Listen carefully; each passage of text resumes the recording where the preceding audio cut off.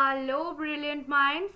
Today we are solving a puzzle from the Junior International Logic Olympiad, that is the JILO, an examination that does not just test your knowledge, it tests your brain's creativity muscles. So JILO problems are famous for one thing. Simple looking question that quietly destroy the overconfidence.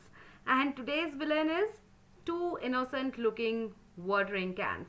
Okay, so come to the question. Let's read it. You have two watering cans that have no markings. One can hold 5 gallons of water and the other can hold 8 gallons of water. Although the two cans are of irregular shapes, you can tell which can holds the larger amount of the water. You are allowed to use as much water as you want, right? And you can pour out as much water as you want. Now, how do you get exactly 1 gallon of water? Okay, so let's solve this together. Just give me a second. Let me make some space to write.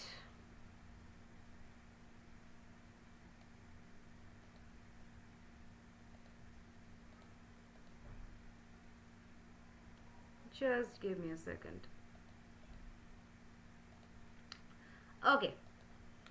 So situation is like this, like you have two cans. One holds 5 gallons and one holds 8 gallons. And no markings, unlimited water supply, and you can pour, fill or empty anything, okay? And the goal is to get exactly 1 gallon of water. Now tell me honestly, who thinks this is easy?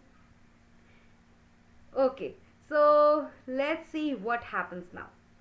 Now most of the students tried random pouring like this, like fill 5, pour somewhere, then fill 8, spill a bit, then hope for the miracle. So that's called the engineering without thinking, and we are not doing that. We need a strategy. So whenever you see the two numbers like 5 and 8, think, can we create difference? Because 8 minus 5 is 3. 5 minus 3 is 2. 3 minus 2 is 1. So yes, we are not measuring directly. We are creating 1 gallon step by step. Right? So let's act like the scientist now. Follow me carefully. First step. Fill the 5 gallon can.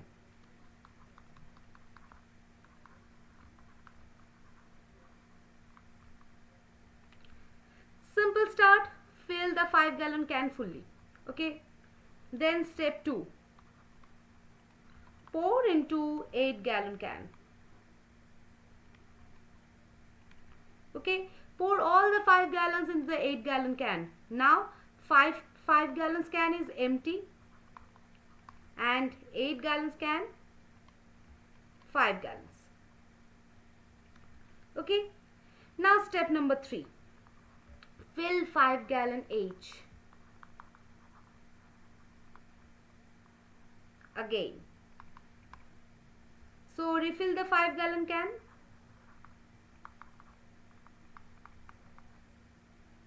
Okay. Now step number 4. Pour into 8 gallon until full. Now important moment. 8 already has 5. It needs 3 more to become full. 8 total. So we pour 3 gallons from the 5 can. Now 8 can has full 8 gallons and 5 can has 2 gallons left. Right? Now class, what do we have now? 2 gallons measured, right? So see this, we did not aim for 1 directly. We first created 2 gallons. So smart problem solvers build the ladders, not jump to the roof. Okay. And the step number 5. Empty the 8 gallon can.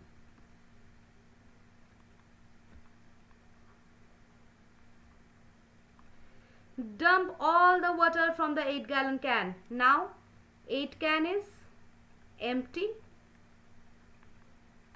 and 2 can is like it has 2 gallons. Now step number 6, transfer 2 gallons into 8 can.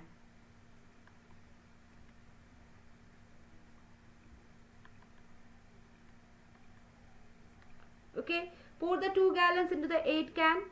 Now step number 7, refill the 5-gallon completely.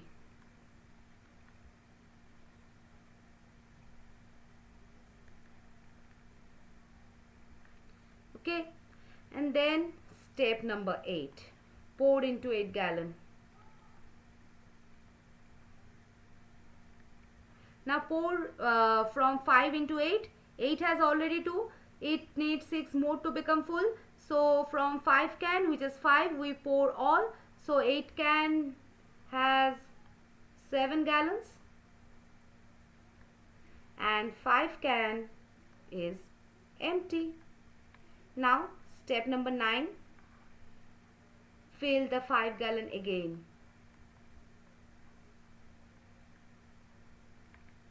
Yes, again, don't complain, please.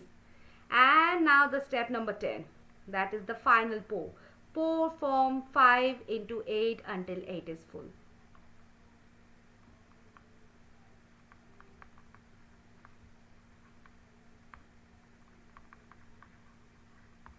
Okay, so 8 has 7 and needs 1 more. So only 1 gallon is poured.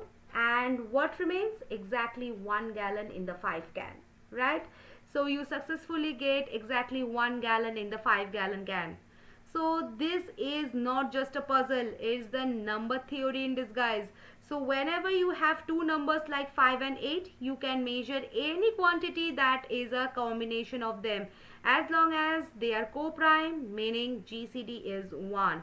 And guess what? 5 and 8 GCD 1, so yes, 1 gallon is possible. So if this was a real life, you like, I need exactly 1 gallon, and friend says why, and you says like because JILO said, and so on.